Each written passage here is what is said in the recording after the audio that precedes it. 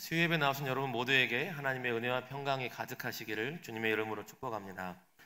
우리 지난주 수요일에 우리 레위기 1장 말씀으로 향기로운 제사, 향기로운 냄새, 여호와께 향기로운 냄새로 번제에 대해서 간략하게 살펴봤습니다. 오늘 레위기 2장에서 소제에 대해서 말씀 나누려고 하는데요.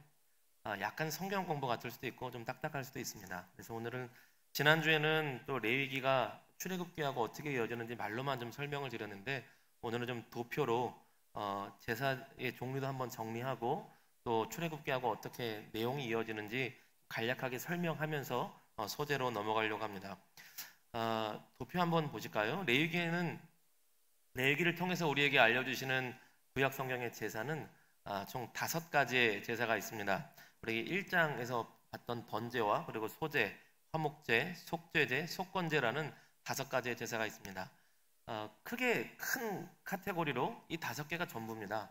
네, 중간에 이제 화목제 같은 경우에는 감사제로서의 화목제, 또 서원제로서의 화목제, 낙헌제로서의 화목제도 있지만 어쨌든 크게 볼 때 번제, 소제, 화목제, 속죄제, 속건제 이것이 전부입니다. 번제는 제물 전체를 태워 바쳐드리는 수직적인 헌신의 제사입니다. 그러니까 하나님 앞에 다 태워 드리는 거죠. 그래서 지난주에 번자가 태울 번자라고 말씀드렸고 영어로도 burnt offering이라고 해서 다 태워 바치는 제사라고 그랬습니다. 소제는 곡식 제사를 소제라고 합니다. 오늘 나눌 말씀인데요. 이따가 한번 설명드리겠지만 이 소자가 작을 소자가 아니라 하얗다라는 흰 소자입니다. 그래서 왜 사극을 보면 하얀 소복을 입고 나왔다 이런 말이 있잖아요. 그래서 곡식을 하얗게 빻아서 올려드리는 제사라는 의미에서 그런 뜻의 소제입니다. 작을 소자로 알고 계셔서 이거는 좀 가치가 없는 예배, 가치가 없는 제사, 좀 작은 제사라고 착각하시는 분도 계시는데 전혀 그렇지 않습니다. 이 소제 예배도 하나님께서 너무 귀하게 받으셔서 하나님께 향기로운 제물이라고 말씀하시고 또한 그 제물로 제사장들에게 공개할 때에 이것은 지극히 거룩한 것이다 라고 특별히 더 말씀하시는 부분도 있습니다. 작을 소자가 아닙니다. 화목제나 제사는 하나님과 화평과 화평을 누리는 감사제사인데 수평적인 나눔이 있는 잔치제사입니다. 그러니까 이것은 다 올려드리는 것이 아니라 일부만 올려드리고 남은 것은 제사장과 또 가족과 친척들과 이웃과 함께 나눠 먹는 것이죠. 소 한 마리를 예를 들어서 제사로 올려드리면 주변 사람들과 같이 먹는 겁니다. 잔치를 벌이는 것이죠. 화목하게 될 수밖에 없는 그런 제사입니다. 소 한 마리를 나눠 먹는데 얼마나 화목하지 않을 수가 있겠습니까? 속죄제는 근원적인 우리의 죄를 용서받기 위한 제사인데 우리 도덕적인 죄 그리고 부정할 때 부정을 씻기 위한 죄가 속죄제고요. 속건제는 재산상 피해를 입혔을 때 다른 사람한테 뭐 성물이든 다른 사람에게든 뭔가 피해를 입혔으면 그것을 갚아주기 위한 제사가 속건제입니다. 이 5개밖에 없어요. 그 외에 다른 무슨 제가 있는데 이 제는 제사를 드리는 방법을 말합니다. 우리 다음 도표 한번 봐주실까요? 4가지의 제사를 드리는 방법이 있어요. 거제, 요제, 전제, 화제인데 그러니까 속죄제든 속건제든 화목제든 이런 방법으로 드린다는 겁니다. 거제는 들어올리는 제사라고 하는데 이 들어올리다라는 테루마라는 히브리어가 올리다는 뜻도 있지만 제물을 올린다는 뜻도 있지만 하나님께 바쳐 올려드린다라는 봉헌물의 의미가 있습니다. 그러니까 올려드리는 예배, 요제는 흔들다라는 것이 있는데요. 상상을 한번 했습니다. 흔드는 예배인데 비둘기로 드리면 흔들 수 있을 것 같아요. 곡식도 흔들 수 있을 것 같아요. 소는 어떡하죠? 양은 들기 힘들 거예요. 그래서 그런 소나 양 같은 경우에는 살짝 들어 올려서 그 각을 뜬 일부를 좀 들어 올리는 정도만 해도 요제로서 흔드는 제사로서 드려졌을 것이라고 이제 얘기를 하더라고요. 전제라는 것이 있는데요. 전제는 부어드리는 제사의 방식을 전제라고 합니다. 부어드린다는 얘기는 액체라는 얘기죠. 포도주나 기름 이런 것들을 부어드릴 때 이 제사를 전제라고 합니다. 이 전제라는 단어를 쓴 경우가 이제 사도 바울이 나를 하나님 앞에 전제로 드릴지라도 나는 감사한다라는 고백이 있어요. 그러니까 자신의 피를 다 쏟아 부어서 하나님 앞에 온전한 제사로 난 드릴지라도 감사하고 감사한다라는 것이죠. 사도 바울의 고백을 나는 전체를 드릴지라도 이렇게 읽으시는 분들이 가끔 있는데 전체가 아니라 전제입니다. 전제. 포도주를 기름을 부어드리듯 내 생명을 혹은 나의 피를 하나님 앞에 부어드리겠다라는 순교적인 결단이 이제 사도 바울의 고백이었던 것이죠. 화제는 불로 태워드리는 제사를 화제라고 합니다. 이런 제사들이 있는데 이렇게 레위기에서 나오게 되는데요. 근데 성경 통독을 하다 보면 우리 지난주에도 살짝 언급을 했지만 당황하십니다. 무슨 내용의 스토리가 어떻게 이어지는지를 이해를 못 하시는 거죠. 창세기에서 출애굽기 절반까지는 알겠는데 출애굽기 전반 중반부터는 맨 무슨 청색실, 홍색실 나오고 장막이 나오고 하는데 전혀 모르는 소리 나와서 간신히 버텼는데 레위기로 가면 좀 낫겠지 했는데 이게 더 어려워요.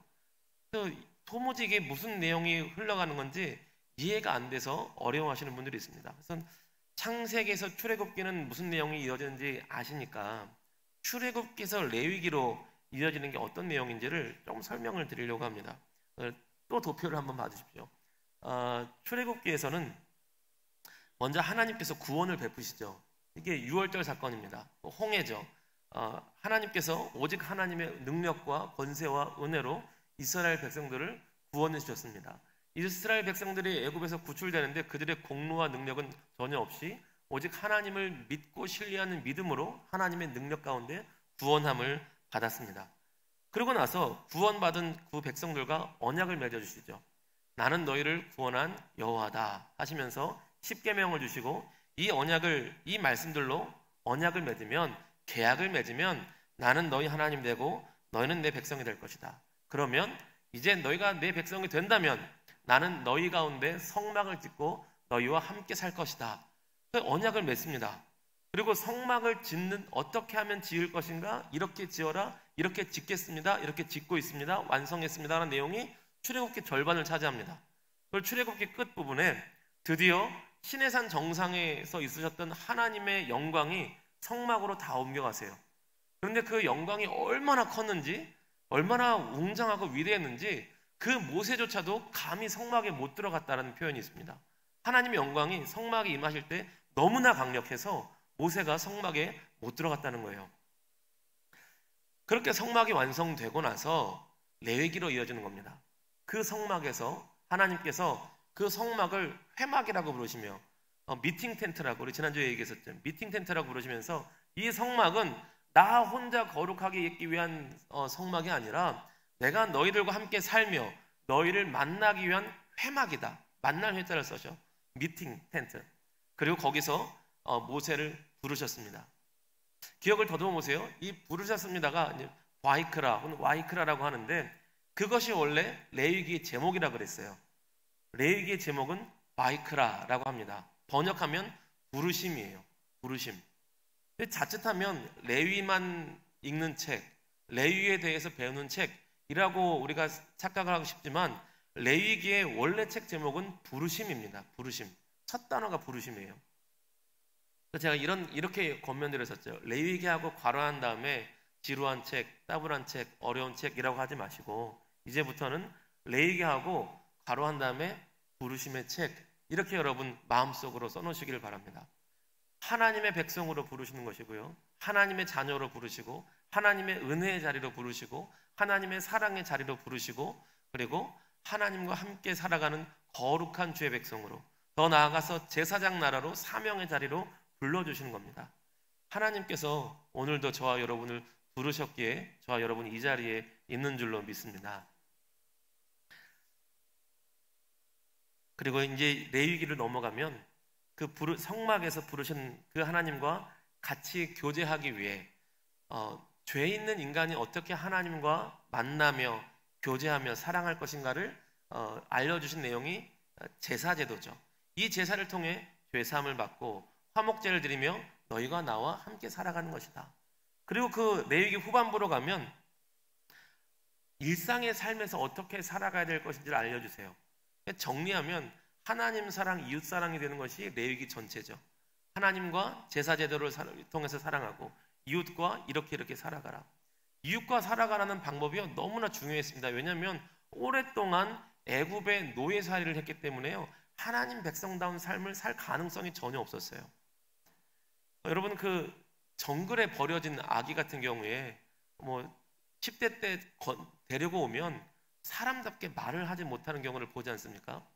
노예답게 계속 살았기 때문에 자유로운 하나님 백성답게 사는 법을 알지 못합니다. 그래서 어느 선교사님은 법이 없는 그 어느 섬에 선교하러 가셨을 때에 너무나 문란했대요. 선교하러 갔는데 성적인 문란이 그냥 규율이 없는 거예요. 아무런 제약 없이 그냥 충동적으로 어떤 여자든 어떤 남자든 어떤 가족이든 아무런 상관없이 그런 성적인 범죄가 범죄인지도 모르게 그냥 만연하더라는 겁니다. 그리고 그 원주민들과 오래 살아가며 전도한 뒤에 처음 가르친 말씀이 레위기였대요. 하나님을 예배하는 법을 가르치고 하나님을 예배하는 법을 통해서 완성된 예수 그리스도를 가르치고 하나님의 사람들은 어떻게 살아가야 되는지 레위기 말씀을 가르친 겁니다. 그 사람들이 충격을 받았다는 거예요. 이렇게 살면 안 되는 거였구나. 남의 거 훔치면 안 되는 거구나. 성적으로 아무 남자 아무 여자나 만나면 안 되는 거구나. 가족 간에는 그러면 안 되는 거구나. 충격을 받았다는 겁니다. 이스라엘 백성들도 너무나 오랜 시간 애굽의 노예로 살았기 때문에 하나님의 사람답게 살기 위한 법이 필요했어요. 그게 레위기였습니다. 그래서 우리는 그냥 살면 너무나 지루한데요. 하나님의 백성들에게는 너무나 필요한 얘기였습니다. 구원받은 하나님 백성으로서 하나님과 함께 살며 하나님 백성답게 살기 위해 하나님을 사랑하며 이웃을 사랑하는 그 가장 귀한 계명을 지키기 위해 레위기가 있어야만 했던 것이죠. 그래서 모세오경 중에 만 5세의 아이들에게 가장 먼저 가르치는 책이 레위기라는 말씀을 드렸습니다. 이 성막에서 부르시는 내용인데요. 우리 이 성막은 안 해도 되는 얘기를 제가 하나 더 하려고 그러는데요. 시내산에 있을 때 이미 사실 성막의 모형을 경험합니다. 시내산에서 언약을 받아요.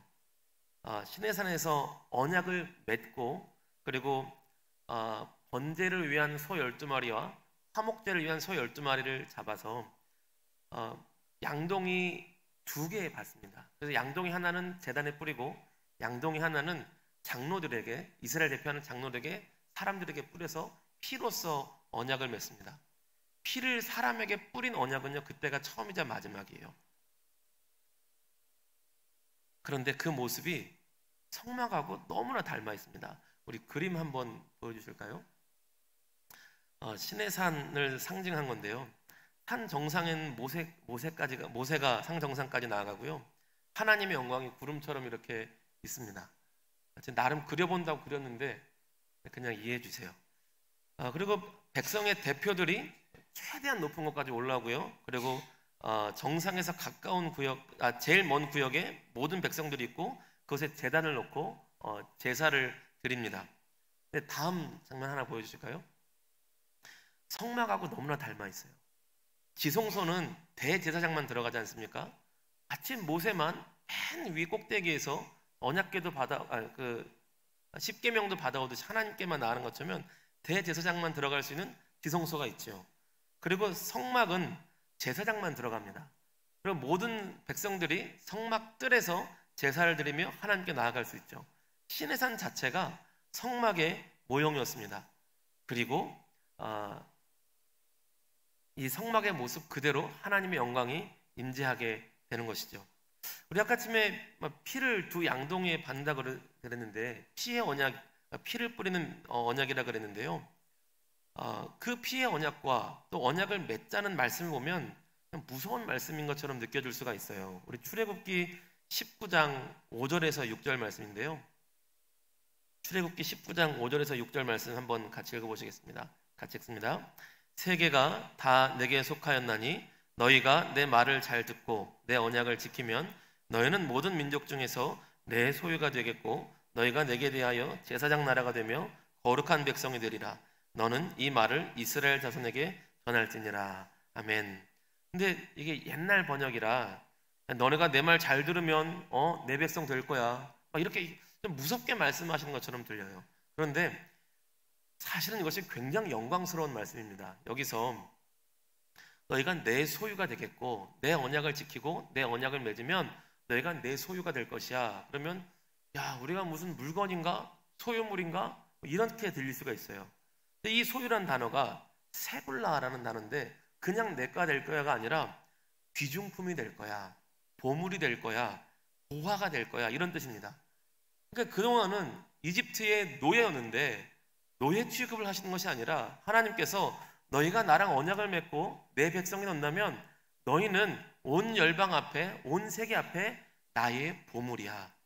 너희는 내 것이 되는 것이야. 그 의미는 내 보물이며 내 귀중품이며 나의 너무나 아끼는 보물덩어리들이 되는 것이야. 그만큼 너희는 귀중하고 소중한 열방 가운데 특별한 백성들이 되는 것이야 라는 말씀으로 언약을 맺었던 겁니다.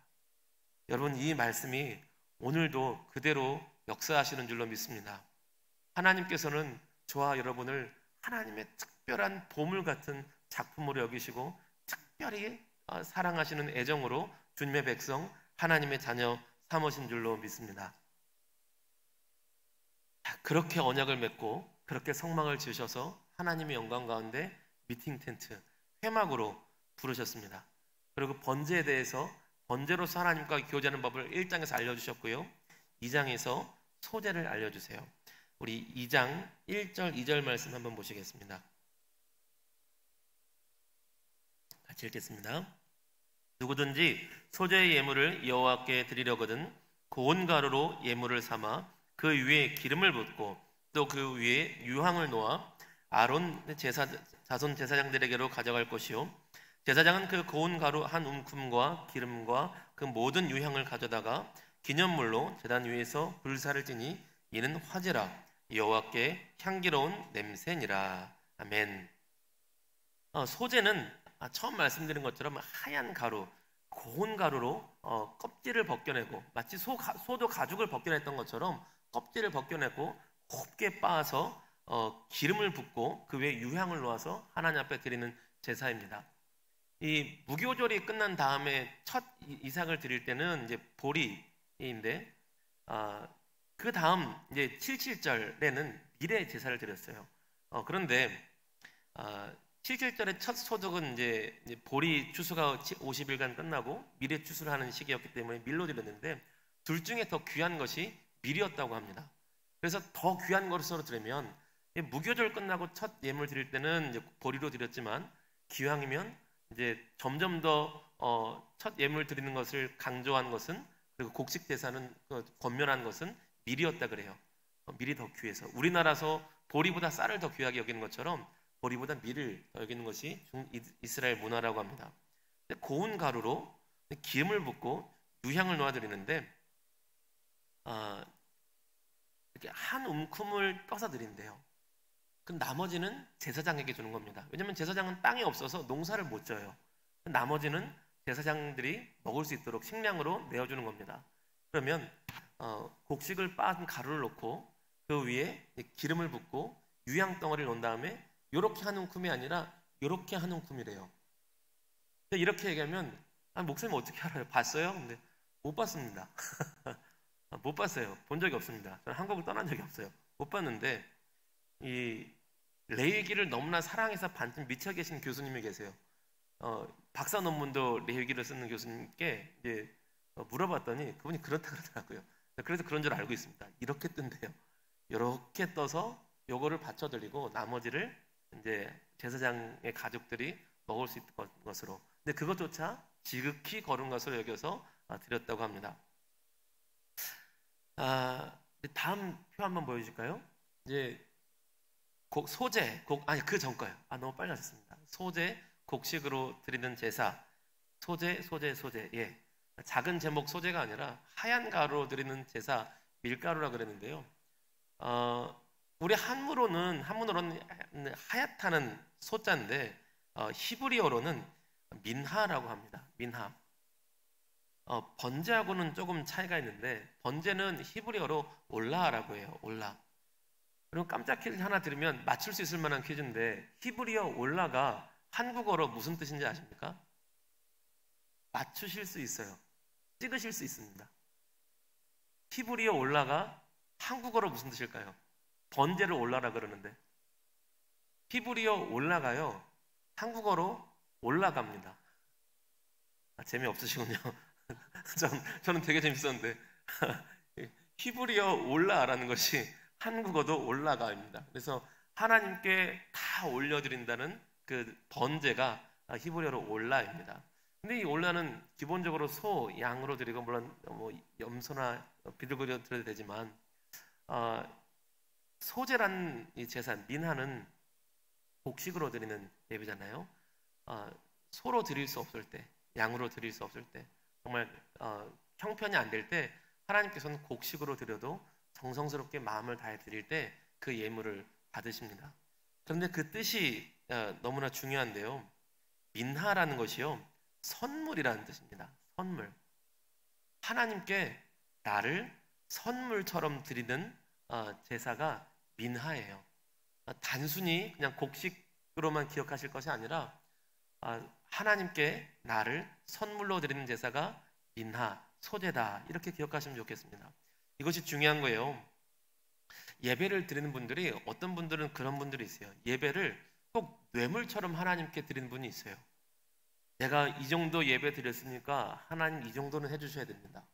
하나님, 내가 예배 몇 번 드렸는지 아시죠? 이번 주에 하나님, 내가 이번 주에 몇 번 드렸으니까 하나님 이 정도는 해주셔야 됩니다. 뇌물 드리듯이 혹은 거래하듯이 그렇게 드리는 분도 있어요. 또 하나는요, 예배를 상납하듯이 드리는 분이 있습니다. 하나님, 제가 예배 드렸으니까 하나님 저 혼내지 마세요. 하나님, 예배 드렸으니까 하나님 저 지옥 버리지 마세요. 하나님, 저 예배 드렸으니까 저 사고 나게 하지 마세요. 무서워서 두려움에 떨어서 하나님 앞에 혼날까 봐 예배 드리는 분이 있어요. 그런데 이런 예배가 진짜 예배라는 겁니다. 기쁨의 예배. 선물은요, 뇌물도 아니죠. 선물은 상납금도 아닙니다. 사랑하는 사람에게 내가 기뻐서 더 주고도 더 주고 싶은 게 선물이잖아요. 그 사람을 기쁘게 하고 싶은 나의 마음을 담은 게 선물이잖아요. 그냥 드리는 겁니다. 사랑해서 그 사랑하는 대상이 기뻐하기를 바라는 마음으로 드리는 것이 선물이에요. 그 소제는요, 하나님 앞에 하나님을 내가 너무나 사랑해서 나를 사랑하시는 하나님께 내가 너무 그 사랑이 기뻐서 너무 감사해서 나도 하나님을 사랑함으로 하나님께 기쁨으로 나를 바쳐 올려드리는 예배가 민하, 소제라는 겁니다. 여러분, 우리 예배가 그런 예배가 되기를 원합니다. 뇌물 같은 예배도 아니고요, 상납금 같은 예배도 아니고요, 하나님을 사랑해서 하나님 앞에 하나님께 기쁨으로 선물처럼 나를 바쳐 올려드리는 그런 민하, 소제와 같은 예배로 나아가실 수 있는 저와 여러분 되시기를 주님의 이름으로 축복합니다. 하나만 더 하려고 그러는데요, 문제가 있습니다. 소제는 고운 가루에, 곡식 가루에 기름을 붓고 유향을 얹은다 그랬어요. 문제는요, 유향이 비싸요. 곡식은 그럴 만한데 유향은 비쌉니다. 우리 유향나무 아까 전에 보셨던 그림 한번 보실까요? 다음 사진입니다. 네. 물론 유향나무를 제가 직접 본 적은 없고요, 제가 찍은 것도 아닙니다. 조사를 한 것인데, 유향나무를 이제 보스웰리아 나무라고 하더라고요. 보스웰리아 나무에서 우리 소나무 보면 송진 진액이 막 떨어지잖아요. 이제 가끔 주차해놨는데 이제 나무 그늘에 주차한다고 소나무 밑에 주차했다가 송진 진액이 떨어지면 이게 끈적끈적하고 아주 귀찮을 때가 있습니다. 그런데 이 유향나무, 보스웰리아라고 하는 이 나무가 송진처럼 그런 끈적끈적한 액체가 떨어진대요. 그럼 그걸 모아서 굳혀가지고 딱딱하게 만들어서 덩어리로, 조그만 이제 손가락 한 마디처럼 왕사탕만하게 만드는 게 유향 덩어리라고 합니다. 근데 저게 비싸대요. 싸지가 않다고 합니다. 저것도 같이 올려서 드리는 거예요. 그럼 곡식 예배가 가난한 사람이 드릴 수 있는 예배인데 유향이 비싸니까 이것조차도 드리기 힘든 사람이 있을 수 있는 겁니다. 하나님 어떻게 하실까요? 빚을 내서라도 유향을 드려라 그러실까요? 그렇지 않으시고요, 저는 그 다음 내용 구절들이 너무 은혜스러워요. 너무 친밀하고요. 같이 읽어보시면 이해가 되실 것 같습니다. 레위기 2장 4절에서 9절까지 말씀 한번 같이 보시겠습니다. 레위기 2장 4절에서 9절 같이 읽습니다. 내가 화덕에 구운 것으로 소재의 예물을 드리려거든 고운 가루에 기름을 섞어 만든 유교병이나 기름을 바른 누교전병을 드릴 것이요 철판에 붙인 것으로 소재의 예물을 드리려거든 고운 가루에 누룩을 넣지 말고 기름을 섞어 조각으로 나누고 그 위에 기름을 부을지니 이는 소재라. 내가 냄비의 것으로 소재를 드리려거든 고운 가루와 기름을 섞어 만들지니라. 너는 이것들로 만든 소재물을 여호와께로 가져다가 제사장에게 줄 것이요 제사장은 그것을 제단으로 가져가서 그 소재물 중에서 기념할 것을 가져다가 제단 위에서 불사를 지니 이는 화제라. 여호와께 향기로운 냄새니라. 아멘. 방금 읽었던 4절에서 9절까지는요 소재의 제사를 똑같이 말씀하시는데 유향이 없어요. 유향이 없는 대신에 화덕에 구운 것도 있고 철판 후라이팬에 구운 것도 있고 냄비에다 붙인 것도 있어요. 빈대떡도 있는 거예요. 아무리 가난하면 내가 가난해서 유향으로 드릴 것이 없느냐? 냄비에다 붙여와라. 후라이팬에다 붙여와라. 가난하다고 하나님 앞에 못 나오느냐? 가난해도 나올 수 있다. 가난해도 하나님 앞에 나와서 하나님을 예배하며 하나님 앞에 헌신하며 하나님의 사랑을 누리며 하나님의 은혜를 누리라. 나오라. 돈이 없는 자도 나오고 나와서 하나님의 은혜를 누리며 하나님의 구원받은 그 기쁨의 은총을 마음껏 누리라 라고 불러주시는 것입니다. 근데 여기에는요 한 가지 의미가 더 있습니다. 정말 극빈자도 가난한 자도 하나님 앞에 나올 수 있다는 것 의미도 있지만요 또 하나는요 이 모든 것이 아주 지극히 평범한 일상에서 매일 먹는 음식 도구들이잖아요. 그러니까 매일매일의 삶 속에서 매일매일 음식을 먹는 그 작은 일상 속에서 날마다 하나님 앞에 기쁨의 선물 같은 소재로서 너의 일생을, 너의 삶을 하나님과 사랑의 데이트를 나누듯 하나님께 드리는 예배자의 삶을 평소에도 살아가라는 것입니다.